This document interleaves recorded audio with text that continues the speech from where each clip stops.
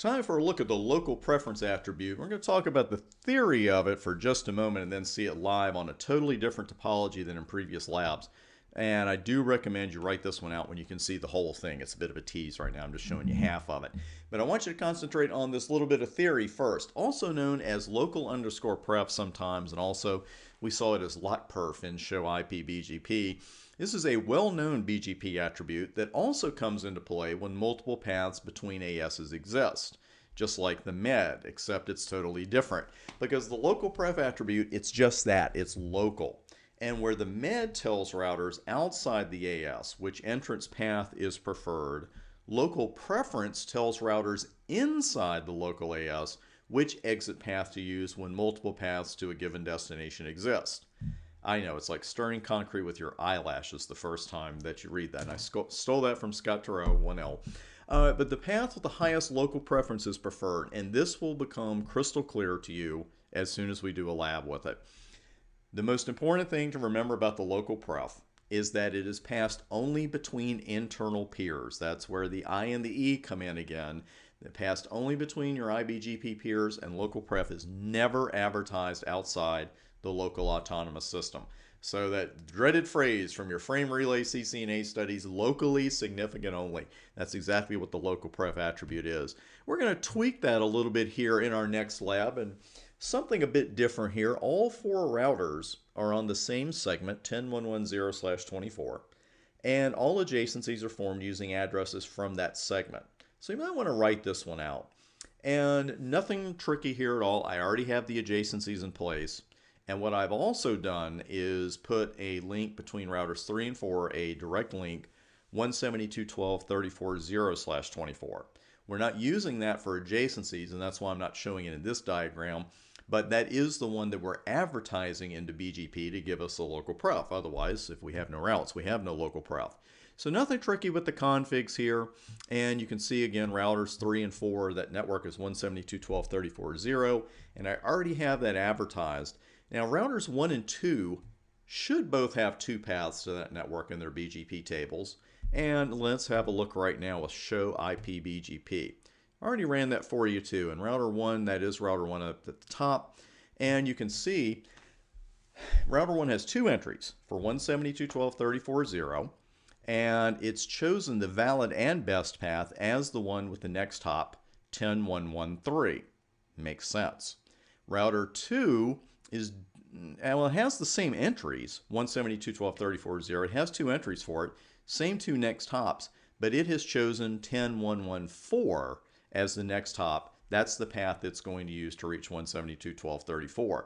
Again, makes perfect sense. Router 1's going through router 3, and router 2's going through router 4. And going back to the diagram for just a moment, again, with all things being equal, that makes perfect sense. But of course, we're going to mess with it a little bit because we want to see this local pref in action. And something I'm going to point out to you a couple of times here with show IP BGP. Now, we have a metric of 0 listed for these. And before we didn't have that. That's because I had the MED on there, of course, in the previous video. Then I removed all of that, but we're still showing a 0. So nothing totally unusual there. But local preference is what I want to really point out to you right now. Note that you only see local preference for one of the two paths on each router. So does that mean the local preference for the other path is 0? We're going to see here in just a moment. And let's go ahead. I want to bring the board back up for just a moment. And actually, I do mention it here, so let's go ahead and talk about that before we start working with the local preference. Viewing local preferences with show IP BGP can be really misleading. And let's concentrate on router 2 right now here at the bottom. We see a local preference for the path that is considered valid but not best. The local preference is 100. It's going straight across. But then the path that was chosen as valid and best, the local pref isn't shown. So does that mean, again, I know I'm asking the second time, does it have a local preference of 0? Well, let's run show IP BGP 172.12.34.0 and see. And no, it doesn't mean that. It's just not showing. You always want to run show IP BGP with the full network number when you're checking the local preferences. Personally, I run it every single time. I just like to see all the information. And of course, earlier in an earlier video, when we saw inaccessible, this is the fastest way to see it. There's nothing wrong with running show IP BGP, but I always take a few extra seconds in a lab or production network, what have you, to run show IP BGP and then put the network number in. It just gives you a little more information. So right now we see that the local preferences are actually the same. And router 2, we see the path selection, and the next hop is 10.1.1.4. But what if we want to change that now? Well, we have a couple of different ways to do that. And as we know here on the board at the top, the local preference for both routes on R2 is 100. So if we raise the local pref on router 2 for the path with the next hop of 10.1.1.3, that should change the route selection. Now we have two choices when it comes to changing the local preference.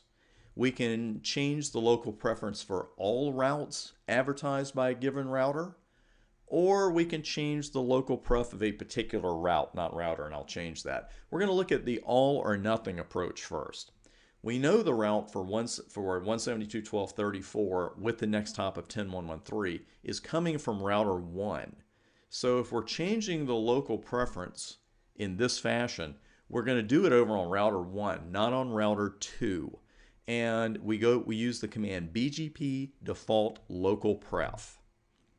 Let's go back over to router 1. And it's router BGP 12. When you change numbers every video, it's like, okay, which one is it? Let's do BGP. We've got quite a few commands here that we haven't looked at too much. And default is the one we want, and local preference. And we even get a handy reminder from the router there, higher equals more preferred. I like that. And I wouldn't go up to 42 gajillion or whatever that is. Let's just go with 200 here. And we're going to do a soft reset. And then hop over to router 2. And you can see now the local preference is changed for the route that's coming in from router 1, and the route selection itself has changed. 172.12.34 router 2 is now using the path through router 1 and then down to router 3 with the next hop of 10.1.1.3 as it's valid and best. And the reason is because of that higher local preference. And it never hurts to verify everything or just have another look with 172.12.34.0 with show IP BGP followed by the full network number. And you can see, of course, this one has been named best now. And that's the reason right there, local pref 200, while the other local pref, the route coming in from router 4, stays at its default of 100. Nothing wrong with this, but the one thing that probably leapt to your mind when we started doing it is, do we really want to change the local pref on all routes being advertised by router 1? In this situation, it didn't hurt anything. There were no side effects, so to speak. But what if router 1 had other routers it was advertising to? What if router 1 had 20 routes that it was advertising over here to router 2, and we just wanted to change the local preference for a few of them? That's the more likely scenario in a real-world networking situation, and actually in a lab situation as well. So coming up next, I'm going to show you how to use a route map to change the local pref on some routes, but not all routes.